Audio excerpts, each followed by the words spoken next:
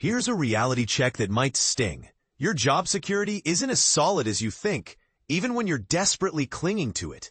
Right now, millions of employees are engaging in what experts call job hugging, essentially wrapping their arms around their current positions and refusing to let go. But here's where it gets controversial. This survival strategy could actually be sabotaging your career more than protecting it. So what exactly is this job hugging phenomenon that's sweeping workplaces across the country? Think of it as the complete opposite of job hopping. Instead of jumping between companies every year or two, workers are now staying put, sometimes out of choice, but more often out of sheer necessity. The numbers tell a compelling story. Voluntary job departures have dropped to just 2% in recent months, the lowest we've seen since 2016. Even more telling, a recent ZipRecruiter survey revealed that 52% of newly hired workers had only changed jobs once in the past 2 years, compared to 43% just a few months earlier. This represents a dramatic shift in how people approach their careers. The driving forces behind this trend aren't particularly encouraging. The job market has become increasingly challenging for seekers, with hiring activity slowing to levels we haven't witnessed since 2013, excluding the early pandemic chaos. Companies are being much more selective, and landing a new position often feels like winning the lottery. Workers are absolutely aware of the current market uncertainty, explains Nicole Bachod, a labor economist who's been tracking these trends. They're making calculated decisions to stay where they are, rather than risk unemployment. But here's the twist most people miss. Employers are hugging their workers just as tightly. Remember the Great Resignation of 2021 and 2022? Companies were bleeding talent faster than they could replace it. Now, those same organizations are terrified of being caught short-staffed again. They're holding on to employees like precious resources, sometimes even when business conditions might normally warrant layoffs. This creates an interesting dynamic where both parties are clinging to relationships that might not be serving either side optimally. Scott Wren from Wells Fargo Investment Institute points out that many companies are hesitant to expand their workforce due to economic uncertainties, including potential tariff impacts and unclear growth prospects.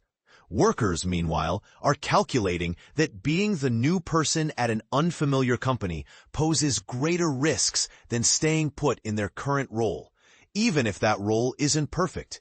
There might be light at the end of the tunnel, though. If the Federal Reserve decides to cut interest rates, it could encourage more hiring activity and make the job market friendlier to seekers again. Now, let's address the elephant in the room.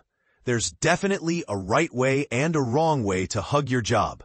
The wrong way? Becoming complacent and coasting on autopilot. This approach is more dangerous than many realize because it actually increases your vulnerability during layoffs. Complacency can put your job at risk. Bachod warns, and she's absolutely right. When managers make layoff decisions, they consider both objective and subjective factors. The objective stuff is measurable. Things like attendance, meeting deadlines, and overall performance metrics. But the subjective elements often carry more weight than people realize. Alan Garino, who works with executives at Korn Ferry, explains that standing out and being impressive becomes crucial during uncertain times.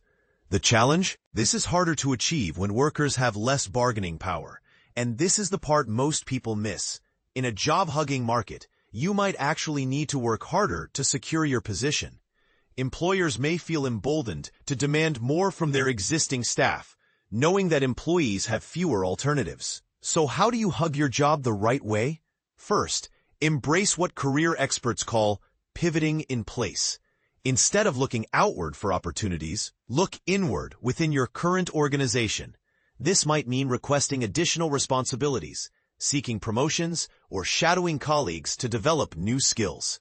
For example, if you're in sales, consider becoming the person who maintains customer relationships even during slow periods.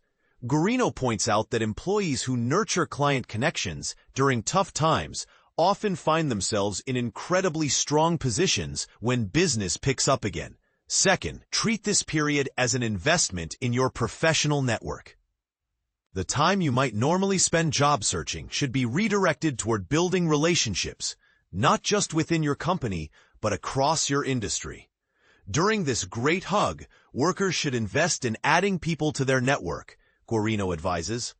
There will be another great resignation on the horizon, and the ones building their social capital will be the ones getting the phone calls when opportunities emerge. This networking approach serves multiple purposes.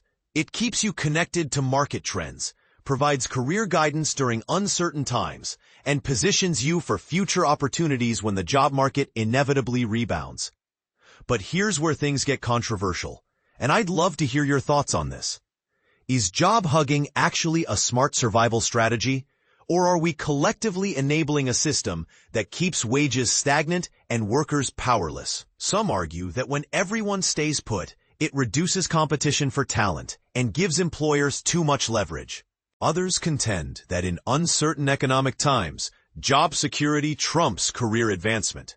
There's also the question of generational differences. Are younger workers who engage in job hugging missing out on the career-building benefits that come from diverse experiences at different companies? Or are they being smart by prioritizing stability over growth? And here's another angle to consider. Could widespread job hugging actually harm the overall economy by reducing labor mobility and innovation? When talented people don't move between companies, it can slow the spread of ideas and best practices across industries. Career coach Mandy Woodruff-Santos takes a strong stance. I don't think job hugging is the move. She argues that staying stagnant, even in uncertain times, poses greater long-term risks than strategic career moves. But is she right? Or is this advice coming from someone who might not fully appreciate the financial pressures facing everyday workers? The reality is that job hugging affects different people differently. A single parent with limited savings faces vastly different considerations than a recent graduate living with family support. A worker nearing retirement has different priorities than someone in their 20s building their career foundation. So here's what I want to know from you. Are you currently hugging your job? And if so, what's driving that decision? Do you think this trend is ultimately helping or hurting workers' long-term prospects? More importantly, do you believe there's a middle ground between reckless job hopping and stagnant job hugging? And how do we navigate career growth when traditional advancement paths seem blocked? I'm genuinely curious about your experiences and perspectives on this. Are you team hug it out or team make the leap? And what factors are weighing most heavily in your decision-making process right now?